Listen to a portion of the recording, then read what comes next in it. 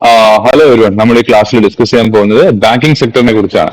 ഒരു ഒന്ന് രണ്ട് ചെറിയ ടോപ്പിക്സ് എനിക്ക് അറിയാൻ നമ്മൾ സ്കിപ്പ് ചെയ്തിട്ടുണ്ട്. ഇത് വെച്ചാൽ വളരെ സിമ്പിൾ ആയിട്ട് അങ്ങനെ എക്സ്പ്ലനേഷൻ ഒന്നും വേണ്ടാത്ത, നിങ്ങൾക്ക് തന്നെ വായിച്ച് തനിയെ മനസ്സിലാക്കാൻ പറ്റുന്ന ഒരു ടോപ്പിക്സ് ആയതുകൊണ്ടാണ് വിട്ടത്. എക്സിക്യൂട്ടീവ് പോലെ അങ്ങനെ ഫുള്ളി ഇതിൽ എല്ലാം പറഞ്ഞു തന്നിട്ട് കാര്യമില്ല എന്ന് എനിക്ക് തോന്നുന്നു. കാരണം കുറച്ചൊക്കെ വളരെ സിമ്പിൾ ആണ്. ഓക്കെ, സോ നമുക്കൊരു ബാങ്കിങ് സെക്ടർ ഇൻ ഇന്ത്യ, അതാണ് നമ്മൾ ഇന്നത്തെ ക്ലാസ്സിൽ ഡിസ്കസ് ചെയ്യാൻ പോകുന്നത്.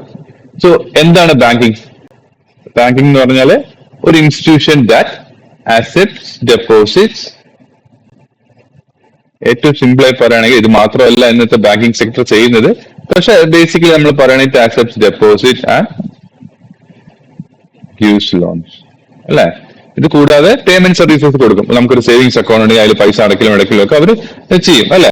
അപ്പൊ what happens if you deposit, ഒരു ഉദാഹരണത്തിന് if you deposit 10,000 rupees in a bank, bank എന്ത് ചെയ്യും? Bank keeps that sum. ആ ഒരു 10,000 രൂപ നമ്മൾ ഡെപ്പോസിറ്റ് ചെയ്ത് കഴിഞ്ഞാല് അതിലെ ഈ 10,000 രൂപ മുഴുവൻ ബാങ്കിന് ലോൺ കൊടുക്കാൻ പറ്റുമോ? പറ്റില്ല. ഇതിലെ കുറച്ച് പൈസ എന്ത് ചെയ്യണം?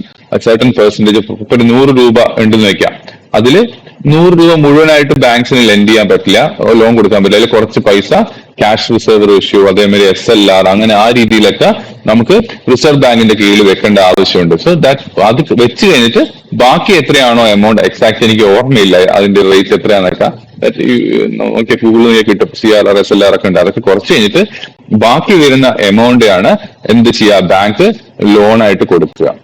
സോ ഓക്കെ, അപ്പൊ ബാങ്ക് എന്ത് ചെയ്യും? ഈ കൊടുക്കുന്ന ലോണിൽ നിന്ന് എന്ത് കിട്ടും? ബാങ്കിന് എന്ത് കിട്ടും? ഇൻട്രസ്റ്റ് കിട്ടും അല്ലെ. ഇൻട്രസ്റ്റ് കിട്ടും.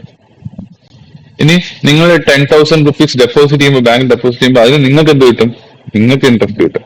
സോ ലോൺസിന് ബാങ്കിന് ഇൻട്രസ്റ്റ് കിട്ടും, ഡെപ്പോസിറ്റിന് ബാങ്കിന് അങ്ങോട്ട് ഇൻട്രസ്റ്റ് കൊടുക്കും. എപ്പോഴും ബാങ്ക് കൊടുക്കുന്ന ഈ ഡെപ്പോസിറ്റ് റേറ്റിനേക്കാളും കൂടുതലായിരിക്കും ഈ ലോൺ ഇൻട്രസ്റ്റ് റേറ്റ്. ഓക്കെ, അങ്ങനെ വരുമ്പോൾ എന്ത് സംഭവിക്കും? ആ ഒരു ഡിഫറൻസ് ആണ് ബാങ്കിന് കിട്ടുന്ന പ്രോഫിറ്റ്. അതായത് ബാങ്ക് ലോണിൽ നിന്നും ലോണുകൾ കൊടുക്കുമ്പോൾ കിട്ടുന്ന ഇൻട്രസ്റ്റ് മൈനസ് ബാങ്ക് ഡെപ്പോസിറ്റ് സ്വീകരിക്കുമ്പോൾ ആ നിക്ഷേപകർക്ക് കൊടുക്കുന്ന ഇൻട്രസ്റ്റ്, ആ ഒരു മൈനസ് ചെയ്യുമ്പോൾ കിട്ടുന്ന ഒരു ആ ഡിഫറൻസ് ആണ് ബാങ്കിന്റെ ഇൻകം ആയിട്ട് വരുന്നത്. ഓക്കെ, ക്ലിയർ അല്ലേ? ഇതാണ് ഏറ്റവും ബേസിക് ആയിട്ട് നമ്മൾ ഒരു ബാങ്കിങ് നമ്മൾ പറയുകയാണെങ്കിൽ. ഇനി എന്തുകൊണ്ടാണ് ഒരു ബാങ്കിങ് സെക്ടർ ഇമ്പോർട്ടന്റ് ആവുന്നത്? മെനി റീസൺസ് അത് അല്ലെ. അവര് നമ്മുടെ മണി സുരക്ഷിതമായി വെക്കുന്നു, അതേപോലെ ദേ പ്രൊവൈഡ്സ് ലോൺ. ഇപ്പൊ നിങ്ങൾക്കൊരു ബിസിനസ് ഉണ്ടെങ്കിൽ ആ ബിസിനസ്സിന് ആവശ്യമായ ലോൺ ചിലപ്പോൾ നിങ്ങൾക്ക് തരും. So it helps business grow. അങ്ങനെ മൊത്തത്തിൽ അതൊരു എക്കണോമിനെ തന്നെ സപ്പോർട്ട് ചെയ്യുന്നുണ്ട്. ഇപ്പോഴാണെങ്കിൽ ഡിജിറ്റൽ പേയ്മെന്റ്സ് ഇനേബിൾ ചെയ്തിട്ടുണ്ട്. Also banks create employment. ഒരുപാട് പേര് ബാങ്കിൽ ജോലി ചെയ്യുന്നുണ്ട് അല്ലെ. So these are all some of the importance of banking. ഇപ്പൊ ഒരു ഫാമർ ആണെങ്കിൽ ആ ഫാമർ എന്ത് ചെയ്യും? He takes crop loan. ഒരു സ്റ്റുഡന്റ് പഠിക്കാൻ പോകണം, അവന് ആ വിദ്യാഭ്യാസത്തിൽ ഫീസ് അടയ്ക്കാൻ വേണ്ടിയിട്ട് ബാങ്ക് ഹെൽപ്സ്. എങ്ങനെ? എഡ്യൂക്കേഷൻ ലോൺ കൊടുക്കും. ഇനി ബിസിനസ് മാൻ ആണെങ്കിൽ അയാളുടെ റോ മെറ്റീരിയൽസ് വാങ്ങാനും അല്ലെങ്കിൽ എന്തെങ്കിലും മെഷീൻ വാങ്ങാനും ഒക്കെ അയാൾക്ക് പൈസ ആവശ്യമുണ്ട്. So banks help him by giving business loan. So without banks economic activity actually slows down. Okay, ഇനി let's talk about history of Indian banking. History of Indian banking. Banks എന്താണെന്നൊരു ബേസിക് ഐഡിയ നിങ്ങൾക്ക് കിട്ടിയല്ലോ. History of Indian banking. British ഭരണകാലത്ത് 3 important banks ആയിരുന്നു ഇന്ത്യയിൽ ഉണ്ടായിരുന്നത്. One is bank of Bengal. This was formed in the year 1809. പിന്നെ bank of Bombay.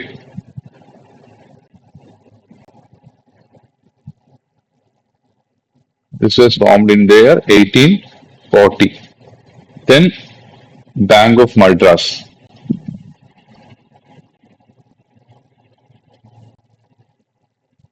Bank of Madras. This was formed in the year 1843. Okay. ഈ 3 ബാങ്ക്സിനെയും കൂടി പറയുന്ന പേരായിരുന്നു പ്രസിഡൻസി ബാങ്ക്സ് എന്ന് പറയുന്നത്. Okay. So these 3 banks were called presidency banks എന്നാണ് ഈ ബാങ്കുകൾ അറിയപ്പെട്ടിരുന്നത്.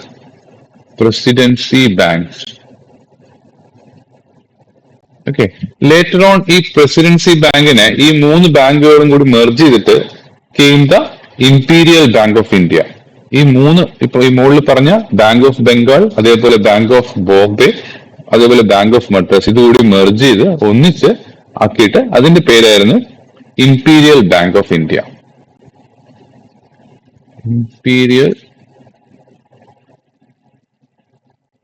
Imperial bank of India.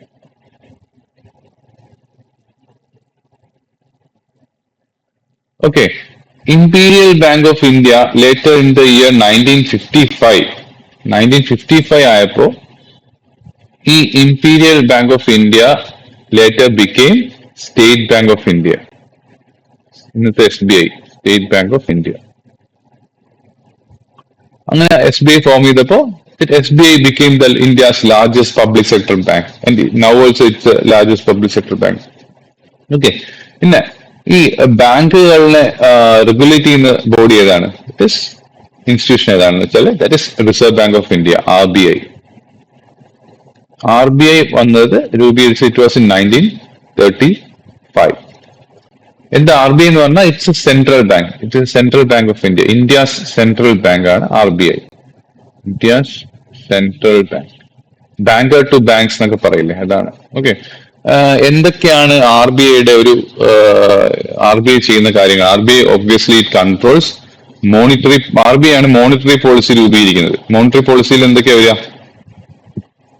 Importantly എന്താ വരിക? ഇപ്പൊ മോണിറ്ററി പോളിസി RBIയുടെ മെയിൻ മോണിറ്ററി പോളിസി ആണ് RBIയുടെ one of the important duty അല്ലെ. മോണിറ്ററി പോളിസി എന്ന് പറഞ്ഞാൽ എന്താ RBI ചെയ്യുന്നത് ആക്ച്വലി? ഉദാഹരണത്തിന് ഇപ്പോ നമ്മുടെ നാട്ടിലെ സാധനങ്ങളുടെയൊക്കെ വില കൂടി, വെജിറ്റബിൾസ്, ഗുഡ്സ്, പലചരക്ക് സാധനങ്ങളൊക്കെ വില കൂടി എന്ന് വെക്കാം. ഇൻഫ്ലേഷൻ ഉണ്ടെന്ന് വെക്കാം. ഓക്കെ, അപ്പോ RBI എന്ത് ചെയ്യും?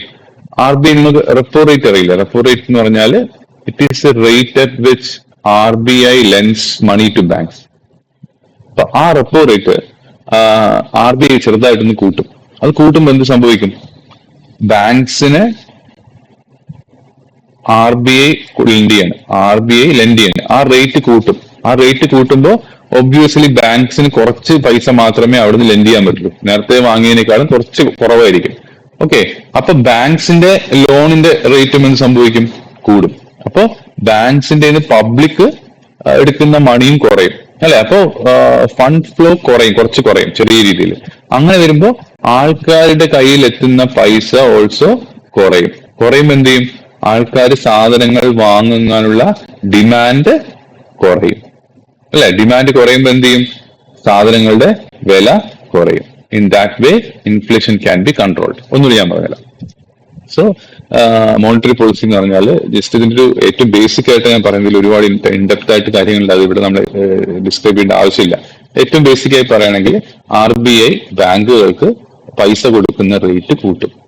ഓക്കെ, ഇപ്പൊ ഇൻഫ്ലേഷൻ നടക്കുകയാണെങ്കിൽ, സാധനങ്ങൾ വില കൂടുകയാണെങ്കിൽ, അങ്ങനെ പൈസ ആ റേറ്റ് കൂട്ടുമ്പോൾ ബാങ്കുകളിലേക്ക് കുറച്ച് പൈസ മാത്രമേ എത്തുള്ളൂ. RBI ബാങ്കുകളിലേക്ക് കുറച്ച് പൈസ എത്തുമ്പോൾ ബാങ്കുകളാണല്ലോ പബ്ലിക്കിന് പൈസ കൊടുക്കുന്നത്. അപ്പൊ ഈ പറയുന്ന ബാങ്കുകൾ പബ്ലിക്കിന് കൊടുക്കുന്ന ലോണിന്റെ റേറ്റും കൂടും. ഇപ്പോൾ ആൾക്കാരുടെ കയ്യിൽ കുറച്ച് പൈസ മാത്രമേ എത്തുള്ളൂ. നേരത്തെ എത്തുന്നതിനേക്കാളും കുറച്ച് കുറയും. അങ്ങനെ വരുമ്പോൾ സാധനങ്ങൾ വാങ്ങാനുള്ള ആൾക്കാരുടെ കയ്യിലുള്ള പൈസയിലും ഒരു കുറവ് വരും. ഓക്കെ, അപ്പൊ എന്ത് സംഭവിക്കും? സാധനങ്ങളുടെ ഡിമാൻഡ് കുറയും. സാധനങ്ങളുടെ ഡിമാൻഡ് കുറയുമ്പോൾ സാധനങ്ങളുടെ വില കുറയും. So this way inflation is controlled. ഏറ്റവും ബേസിക് ആയിട്ട് പറയുകയാണെങ്കിൽ. ഓക്കെ, ആയിക്കോട്ടെ. പിന്നെ then comes the nationalization of banks. അത് വളരെ ഇമ്പോർട്ടന്റ് ടോപ്പിക് ആണ്. നാഷണലൈസേഷൻ ഓഫ് ബാങ്ക്സ് അതിനെ കുറിച്ച് പറയുന്നുണ്ട് നിങ്ങളുടെ ബുക്കിൽ. Nationalisation of banks. Nationalisation of banks government taking ownership or control of banks. അതിനെയാണ് നമ്മൾ നാഷണലൈസേഷൻ പറയുന്നത്. ഒരു ബാങ്കിന്റെ കൺട്രോൾ അല്ലെങ്കിൽ ഓണർഷിപ്പ് ആരുടെ വരും? ഗവൺമെന്റിന്റെ വരുമ്പോഴാണ് നാഷണലൈസേഷൻ എന്ന് സംഭവിക്കും. നാഷണലൈസേഷൻ എന്ന് പറയുന്ന അർത്ഥം വരുന്നത്. Okay, actually 1969 14 major banks were nationalised. അത് കഴിഞ്ഞിട്ട് പിന്നെ 1980 6 ബാങ്കുകൾ കൂടി നാഷണലൈസ് ചെയ്യിപ്പിച്ചു. ഓക്കെ, എന്തിനായിരിക്കും ഗവൺമെന്റ് ബാങ്ക്സിനെ നാഷണലൈസ് ചെയ്തത്? കാരണം നാഷണലൈസേഷന് മുമ്പ് ബാങ്ക്സിന്റെ ഒരു പൊതുവെ ഒരു രീതി എന്ന് പറഞ്ഞാൽ വളരെ പൈസ റിച്ച് പീപ്പിൾ ആൻഡ് സിറ്റീസിൽ മാത്രമാണ് അവര് സർവീസസ് കൊടുത്തുകൊണ്ടിരുന്നത്. സോ ഗവൺമെന്റിന് മനസ്സിലായി അത് പോരാ, നമ്മുടെ റൂറൽ ഏരിയാസിൽ റൂറൽ ബാങ്കിങ് വരണം, കൃഷിക്കാർക്ക് ആവശ്യമായ അഗ്രികൾച്ചർ ലോൺസ് കൊടുക്കണം, ഫൈനാൻഷ്യൽ ഇൻക്ലൂഷൻ നടക്കണം. അതാണ് ഏറ്റവും ഇമ്പോർട്ടന്റ്. അതായത് ഏറ്റവും പാവപ്പെട്ടവനും ഏറ്റവും റൂറൽ ഏരിയയിൽ താമസിക്കുന്നവന് കൂടി ബാങ്കിങ് സർവീസ് ലഭ്യമാവണം. ഫൈനാൻഷ്യൽ ഇൻക്ലൂഷൻ എന്ന് പറയുന്നത്, ഫൈനാൻഷ്യൽ ഇൻക്ലൂഷൻ എന്ന് പറഞ്ഞാൽ എല്ലാവരും ബാങ്കിങ് സേവനത്തിന്റെ ഉള്ളിലേക്ക് വരണം എന്നുള്ള ഒരു കാഴ്ചപ്പാടിനെയാണ് നമ്മൾ ഫൈനാൻഷ്യൽ ഇൻക്ലൂഷൻ എന്ന് പറയുന്നത്. സോ ഇതൊക്കെ വരണമെങ്കിൽ എന്ത് മനസ്സിലായി, ഗവൺമെന്റ് മനസ്സിലായി ബാങ്കുകളുടെ കൺട്രോൾ ആരുടെ ഉണ്ടാവണം, ഗവൺമെന്റിൽ ഉണ്ടാവണം. അങ്ങനെയാണ് നാഷണലൈസേഷൻ വരുന്നത്. ഓക്കെ, അപ്പൊ നാഷണലൈസേഷൻ വന്ന ശേഷം ഒരുപാട് റൂറൽ ഏരിയകളിൽ ബാങ്കുകൾ ബ്രാഞ്ചസ് ഓപ്പൺ ചെയ്യാൻ തുടങ്ങി, ഈ നാഷണലൈസ്ഡ് ബാങ്ക്സ്. അപ്പോൾ അഗ്രികൾച്ചർ ലോൺസ് ഒക്കെ കൂടുതൽ കൊടുത്തു തുടങ്ങി. Poor people got banking access. അങ്ങനെ എല്ലാം കൊണ്ടും ഒരു എക്കണോമിക് ഡെവലപ്മെന്റ് സംഭവിച്ചു നാഷണലൈസേഷന് ശേഷം.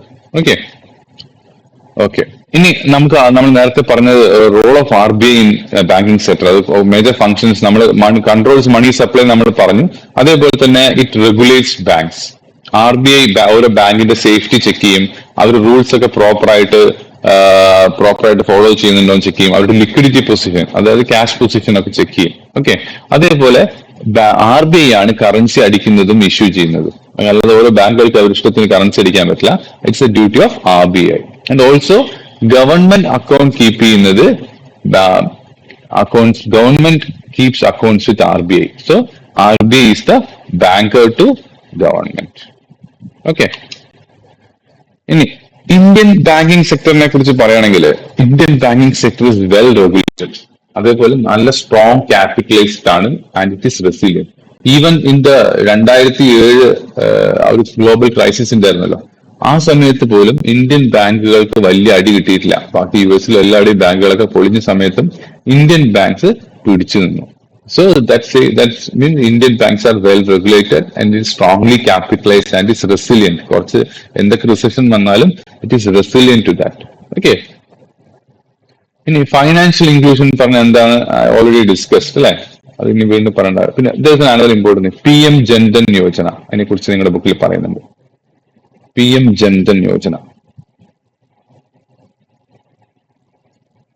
PM ജൻധൻ യോജന, അതായത്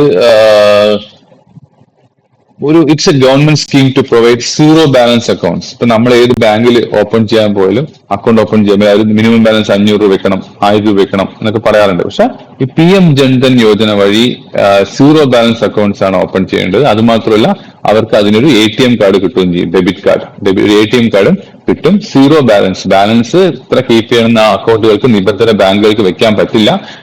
എത്ര സീറോ ആണെങ്കിലും സാധാരണഗതിയിൽ നമ്മളിപ്പോ ഒരു ബാങ്കിൽ പോയി കഴിഞ്ഞാൽ ഒരു മിനിമം ബാലൻസ് പറയും, അതിന് താഴെ വരെയാണ് എന്ത് ചെയ്യും, ചാർജ് പിടിക്കും. മിനിമം ബാലൻസ് ചാർജ് എന്നിട്ട് നമ്മുടെ നിന്ന് ഫൈൻ ഈടാക്കും. ആ രീതിയിലൊന്നും PM ജൻധൻ യോജന വഴിയുള്ള അക്കൗണ്ടുകൾക്ക് പറ്റില്ല. ഓക്കെ, പിന്നെ നിങ്ങളുടെ ബുക്കിൽ പറഞ്ഞ സം ന്യൂ ബാങ്കിങ് മോഡൽസിനെ കുറിച്ച് പറയുന്നുണ്ട്. ന്യൂ ബാങ്കിങ് മോഡൽസ് എന്ന് പറഞ്ഞാൽ ദിസ് എ പേയ്മെന്റ് ബാങ്ക് ഉണ്ട്, പുതിയ തരം ബാങ്കുകളാണ്. പേയ്മെന്റ് ബാങ്ക് എന്ന് പറഞ്ഞാൽ asset deposit and provide payment services. Savings അക്കൗണ്ടിൽ കൂടെ വിഡ്രോയിലും പൈസ അടയ്ക്കാനൊക്കെ സമ്മതിക്കും. പക്ഷെ വലിയ ലോണുകളൊന്നും പേയ്മെന്റ് ബാങ്കുകൾക്ക് കൊടുക്കാൻ പറ്റില്ല. ഉദാഹരണം Paytm എന്ന് പറയുന്ന പേയ്മെന്റ് ബാങ്ക് ആണ്, ചെറിയ ഇഷ്യൂസ് ഒക്കെ വന്നു അല്ലെ. ഇന്ത്യൻ പോസ്റ്റ് ഓഫീസിന്റെ ഒരു IPPB എന്നുണ്ട്, ഇന്ത്യൻ പോസ്റ്റൽ പേയ്മെന്റ് ബാങ്ക്. ഇതൊക്കെയാണ് അതിനുള്ള എക്സാമ്പിൾസ്. പിന്നെ ഉള്ളതാണ് സ്മോൾ ഫൈനാൻസ് ബാങ്ക്സ്, SFBs എന്ന് പറയും, സ്മോൾ ഫൈനാൻസ് ബാങ്ക്സ്. അത് these focus on small borrowers, farmers, പിന്നെ ചെറിയ ബിസിനസ്സുകൾ, അവരൊക്കെയാണ് സ്മോൾ ഫൈനാൻസ് ബാങ്ക് ഫോക്കസ് ചെയ്യുന്നത്. ഏറ്റവും നല്ലൊരു എക്സാമ്പിൾ എന്ന് പറയുന്നത് AU സ്മോൾ ഫൈനാൻസ് ബാങ്ക് എന്ന് പറയുന്ന ഒരു എക്സാമ്പിൾ ആണ്. Okay. Then there is fintech. These companies use technology for banking services. അത്രേ ഉള്ളൂ ഫിൻടെക് കൊണ്ട് ഉദ്ദേശിക്കുന്നത്. ഓക്കെ, ഇനിയിപ്പോ ഇതില് മെയിൻ ആയിട്ട് വിട്ടുപോയ topic, there are some bank mergers. ഈ അടുത്ത് ഭയങ്കരമായിട്ട് 2020 ഓൺവേർഡ്സ് ഒരുപാട് ബാങ്ക് മെർജേഴ്സ് നടന്നിട്ടുണ്ട്. അതായത് 2-3 ബാങ്കുകളെ ചേർത്തിട്ട് ഒരു വലിയ ബാങ്ക് ഉണ്ടാക്കുക. അപ്പൊ അതെന്തിനാണ് ചെയ്യുന്നത്, അതൊരു സ്ട്രോങ്ങർ ബാങ്ക്സിനെ വെക്കാനും ബെറ്റർ എഫിഷ്യൻസി ഉണ്ടാക്കാനും ഓപ്പറേഷണൽ കോസ്റ്റ് റെഡ്യൂസ് ചെയ്യാനൊക്കെ വേണ്ടിയിട്ടാണ് ബാങ്ക് മെർജർ ഉണ്ടാക്കുന്നത്. ഉദാഹരണം പറഞ്ഞാൽ ഓറിയന്റൽ ബാങ്കും യുണൈറ്റഡ് ബാങ്കും കൂടി പഞ്ചാബ് നാഷണൽ ബാങ്കിലേക്ക് മെർജ് ചെയ്തു. അതേപോലെ സിൻഡിക്കേറ്റ് ബാങ്ക് എന്ത് ചെയ്തു, കാനറ ബാങ്കിലേക്ക് മെർജ് ചെയ്തു. അലഹാബാദ് ബാങ്ക് എന്ത് ചെയ്തു, ഇന്ത്യൻ ബാങ്കിലേക്ക് മെർജ് ചെയ്തു. ആ രീതിയിൽ 2-3 ബാങ്കുകളും മെർജ് ചെയ്ത് ഒരു വലിയ ബാങ്കായിട്ട് നിൽക്കുന്നത് ഈ ഇപ്പോഴത്തെ ഗവൺമെന്റിന് വലിയ താല്പര്യമുള്ള കാര്യമാണ്.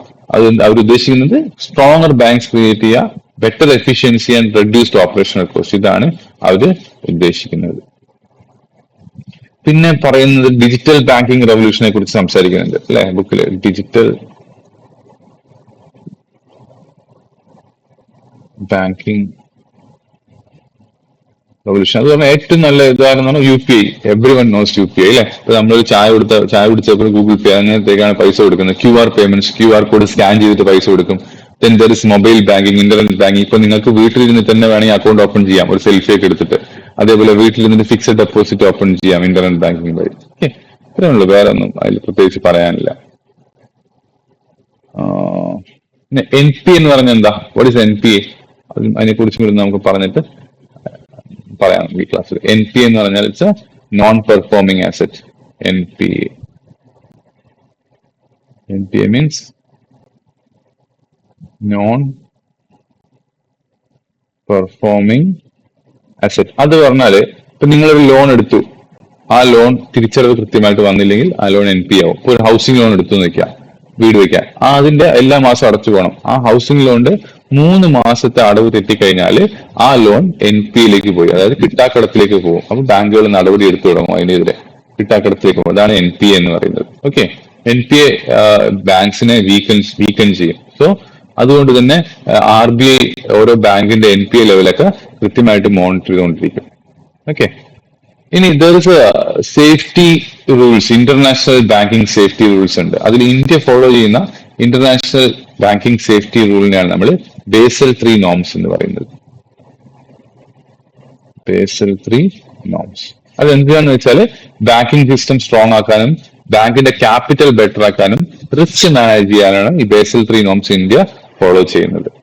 International banking safety rules. India follow ചെയ്യുന്ന ഇന്റർനാഷണൽ ബാങ്കിങ് സേഫ്റ്റി റൂളാണ് Basel 3 norms. Its main purpose is to for stronger banking system create ചെയ്യാനും അതേപോലെ തന്നെ ബാങ്ക്സിന്റെ ക്യാപിറ്റൽ ഇംപ്രൂവ് ചെയ്യാനും അതേപോലെ ബാങ്കിന്റെ റിസ്ക് മാനേജ് ചെയ്യാനുമാണ് ഇത് മെയിൻ ആയിട്ട് ഉപയോഗിക്കുന്നത്. ഓക്കെ, ഇനി പബ്ലിക് സെക്ടർ ബാങ്ക്സ് എന്ന് പറഞ്ഞാൽ എന്താണ്, നമ്മുടെ ബുക്കിൽ കുറച്ച് അതും കൂടി നമ്മൾ നോക്കാം. What is the public sector banks? PSBs, public sector banks. Public sector banks എന്ന് പറഞ്ഞാൽ simply putting government owns more than 50%.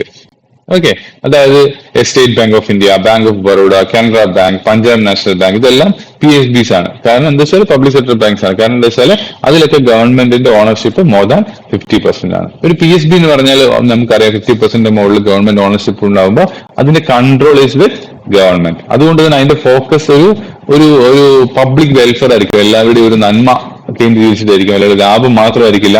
അതുപോലെ തന്നെ അവർ കൂടുതൽ റൂറൽ ഏരിയാസിൽ പ്രസൻസ് ഉണ്ടാവും. ഒരു ബ്രാഞ്ചസ് ഒക്കെ കുറെ റൂറൽ ഏരിയാസ് ഉണ്ടാവും. അപ്പൊ നിങ്ങൾ നോക്കിയാൽ മനസ്സിലാവും, നിങ്ങളുടെ ഏതെങ്കിലും ഒരു നമ്മുടെ നാട്ടിൽ തന്നെ ഏതെങ്കിലും, നമ്മുടെ കേരളത്തിൽ പൊതുവെ റൂറൽ ഏരിയാസ് കുറവാണ്, കൂടുതലും സെമി അർബൻ ഏരിയാസ് ആയിട്ടാണ് വരുന്നത്. റൂറൽ എന്നൊരു കൺസെപ്റ്റ് വളരെ കുറവാണ്. എന്നിരുന്നാലും പോലും ചില ഗ്രാമങ്ങളിലൊക്കെ നിങ്ങൾ നോക്കിയാൽ മനസ്സിലാവും പബ്ലിക് സെക്ടർ ബാങ്കുകളുടെ ബ്രാഞ്ച് ഉണ്ടാവില്ല. അവിടെ ന്യൂ ജനറേഷൻ ബാങ്ക്സോ പ്രൈവറ്റ് ബാങ്ക്സോ ഒന്നും ഉണ്ടാവില്ല. പബ്ലിക് സെക്ടർ ബാങ്ക്സിന്റെ ബ്രാഞ്ചസ് ഉണ്ടാവില്ല. കാരണം അവരുടെ ഒരു ഫോക്കസ് എന്ന് പറയുന്നത് പബ്ലിക് വെൽഫെയറും സ്ട്രോങ് റൂറൽ പ്രസൻസും ഒക്കെയാണ്. ഓക്കെ, അവർ കൂടുതൽ കൊടുക്കുന്നതും ഫാർമർ ലോൺസ്, എഡ്യൂക്കേഷൻ ലോൺസ്, അങ്ങനത്തെ ഗവൺമെന്റ് സ്കീംസ് ഉണ്ട്. ഇപ്പൊ PMEGP പോലത്തെ സ്കീംസ് ഉണ്ട്. ഇപ്പൊ ബിസിനസ്സുകാർക്ക് സബ്സിഡി കിട്ടുന്ന സ്കീം, അതൊക്കെ ആയിരിക്കും കൂടുതൽ ഈ പറയുന്ന ഗവൺമെന്റ് കൺട്രോൾ ബാങ്ക്സ് കൊടുക്കുന്നത്. മറ്റു വിഭാഗം ഒരു ബാങ്കാണ് private sector banks. Private sector banks എന്ന് പറയുമ്പോൾ അതിന്റെ ഷെയർ ഹോൾഡേഴ്സ് പ്രൈവറ്റ് ആയിരിക്കും, പ്രൈവറ്റ് ഷെയർ ഹോൾഡേഴ്സ് ആയിരിക്കും. ഇപ്പൊ HDFC bank, ICICI bank, axis bank, Kotak Mahindra bank, ഇവരൊക്കെ സർവീസ് ചിലപ്പോൾ ഇവർക്ക് പബ്ലിക് സെക്ടറിനേക്കാളും മികച്ച സർവീസ് ആയിരിക്കും. ടെക്നോളജി ഒക്കെ അവരെക്കാളും കൂടുതലായിരിക്കും. കസ്റ്റമർ ടാർഗറ്റ് ചെയ്തിട്ടായിരിക്കും, ഹൈ നെറ്റ്വർത്ത് ഇൻഡിവിജ്വൽസിനെ ടാർഗറ്റ് ചെയ്തിട്ട് അവർ പ്രോഫിറ്റ് ഓറിയന്റഡ് ആയിട്ടാണ് ഒരു പ്രൈവറ്റ് സെക്ടർ വർക്ക് ചെയ്യുക. ഓക്കെ, അവർ മൊബൈൽ ബാങ്കിങ് ഒക്കെ ശരിക്കും ഇൻട്രൊഡ്യൂസ് ചെയ്ത് പ്രൈവറ്റ് സെക്ടർ ബാങ്കാണ്. ഓക്കെ, ഓൺലൈൻ സർവീസസ് കൂടുതലും കൊണ്ടുവന്നത് ടെക്നോളജി. ഇപ്പൊ പബ്ലിക് സെക്ടറിലും അതൊക്കെ അവൈലബിൾ ആണെങ്കിലും ഇതൊക്കെ ഇൻട്രൊഡ്യൂസ് ചെയ്തത് ഒരു പ്രൈവറ്റ് സെക്ടർ ബാങ്കാണ്. ഓക്കെ, അത് എന്തുകൊണ്ടെന്ന് വെച്ചാൽ അവരുടെ ടെക്നോളജി എപ്പോഴും മുകളിലാണ്. പിന്നെ അവർ കൂടുതൽ പ്രോഫിറ്റ് ഓറിയന്റഡ് ആണ്, വെൽഫെയർ ഓറിയന്റഡ് അല്ല. ഒരു പബ്ലിക് സെക്ടർ ബാങ്ക് എന്ന് പറഞ്ഞാൽ കൂടുതലും വെൽഫെയർ ഓറിയന്റഡ് ആയിരിക്കും, പക്ഷെ പ്രൈവറ്റ് സെക്ടർ ബാങ്ക് എന്ന് പറയുന്നത് കൂടുതലും ഒരു പ്രോഫിറ്റ് ഓറിയന്റഡ് ആയിരിക്കും. ഓക്കെ. ഇനി ഒരു NBFC എന്ന് പറഞ്ഞാൽ എന്താ? It's A non banking financial company. NBFC എന്ന് പറഞ്ഞാൽ NBFC എന്ന് പറഞ്ഞാൽ നോൺ ബാങ്കിങ് ഫൈനാൻഷ്യൽ കമ്പനി. അതായത് അതും സാധാരണ പോലെ തന്നെ ലോൺസും ഫൈനാൻഷ്യൽ സർവീസസും കൊടുക്കും, പക്ഷെ അതിൽ ബാങ്ക്സ് പോലെ എക്സാക്ട്ലി ലൈക്ക് ബാങ്ക്സ് അവർക്ക് പ്രവർത്തിക്കാൻ പറ്റില്ല. അത് ഫിക്സഡ് ഡെപ്പോസിറ്റ് ഒന്നും അവർക്ക് അതൊരു ബോണ്ട് മാതിരിയൊക്കെയാണ് എടുക്കുന്നത്. അതേപോലെ സേവിങ്സ് അക്കൗണ്ടിലും വ്യത്യാസമുണ്ട്. അങ്ങനെ it is like a banking but not exactly, it cannot function exactly like banks. അത്ര ഇപ്പൊ മനസ്സിലാക്കിയാൽ മതി. ഓക്കെ. ഒരു ഏറ്റവും നല്ലൊരു NBFC ഉദാഹരണം നമ്മുടെ നാട്ടിൽ തന്നെ ഉണ്ടല്ലോ, മുത്തൂറ്റ്, മണപ്പുറം, അതൊക്കെ ഒരു NBFC ആണ്.